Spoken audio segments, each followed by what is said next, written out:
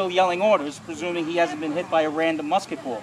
You never aimed at anybody. You never aimed at the officers. You never aimed at the men. You just presented the gun, the muskets, at the enemy and fired that wall of lead. All we wanted to do was break the morale of the enemy and have him march off the field. And we would go, huzzah, we won. It wasn't like mow them down. That wasn't until the end of the war when the Continentals under George Washington started bringing in the frontiersmen, and they had rifled guns. And they could shoot a squirrel off a tree at 1,000 yards. And Washington said, you know, every time a British officer goes down, those lines get really confused. They don't know what to do. What if we actually aimed at those British officers?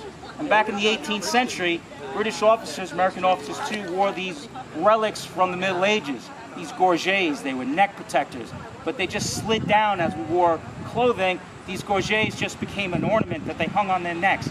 But in a sunny day like today, they glinted beautifully. So as the troops were marching in from 1,000 yards, all of a sudden the officers were falling off their horses with musket holes in them. British got very annoyed at that because the men didn't know what to do. They were confused. They didn't advance. They'd march off. They'd retreat, or they'd desert. So that's when the British decided, well, if they're going to play that way, we're going to unleash Bannister Tarleton, who was a cavalry officer, the most butcherous officer in the British Army. He was ordered to chase down the retreating Continentals. You know, we'd get the order, about face, march, we'd march off, and all of a sudden the cavalry would come out and start cutting down the Americans.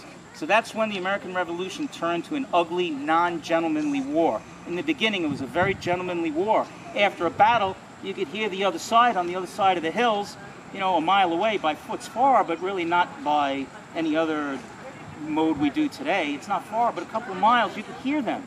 In fact, the officers might dine together after a battle. Good show, you know, and they might trade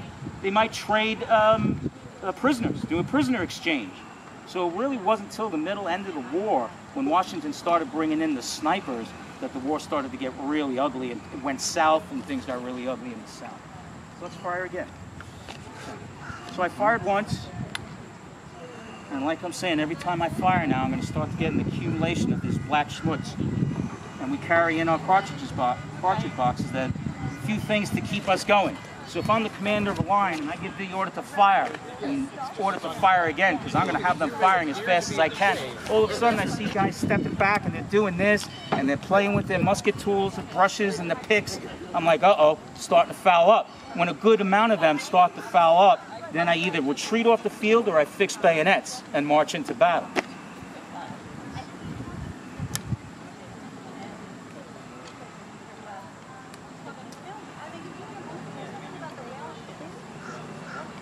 Have a care. Prime and load. So he's going to volunteer. Okay.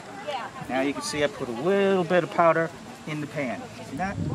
Okay, it's sucking up water as I'm doing it, so I don't embarrass myself.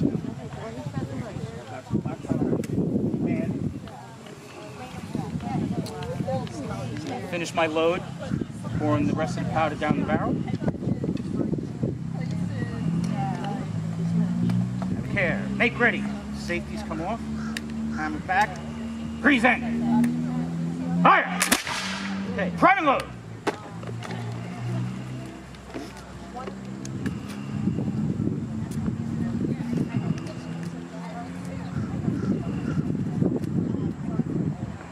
All this time the British are firing and coming at us, and men are falling at left and right, men are stepping from the back ranks and falling in.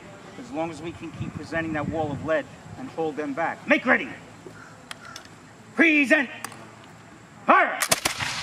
Okay, so did you hear that slight delay now? Not between the two guns, but really between the flash and when it comes out the barrel. It's starting to accumulate, and there's just starting to get some stuff in between this flint and this steel. Very primitive. I'm trying to make a spark and push everything out this barrel, and a lot of things